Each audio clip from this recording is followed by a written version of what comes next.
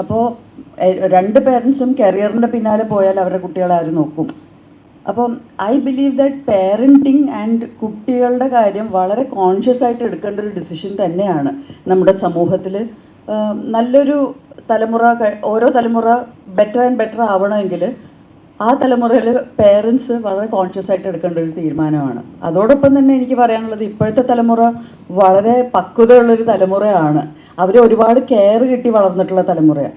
ഒരുപക്ഷെ എൻ്റെയൊക്കെ തലമുറ which is called a very short ഫേസാണ്. മില്ലനിയൽസിന് തൊട്ട് മുമ്പ് 76 to 83 എന്ന് പറയുന്നൊരു കാലഘട്ടത്തിലുള്ളവരാണ് ഈ തല്ലുകൊണ്ട് വളർന്നവർ.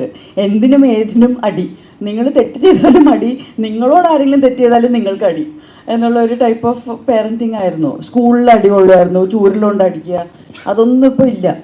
അപ്പോൾ ഒരുപാട് കെയറും റെസ്പെക്റ്റും കിട്ടി വളർന്നിട്ടുള്ള ഒരു തലമുറയാണ് ശരിക്കും ഇപ്പോൾ ഉള്ളത്. അതൊരു പക്ഷെ നല്ലതായിരിക്കാം, നമുക്ക് ഓരോ തലമുറ കഴിയുമ്പോഴേ അറിയുള്ളൂ.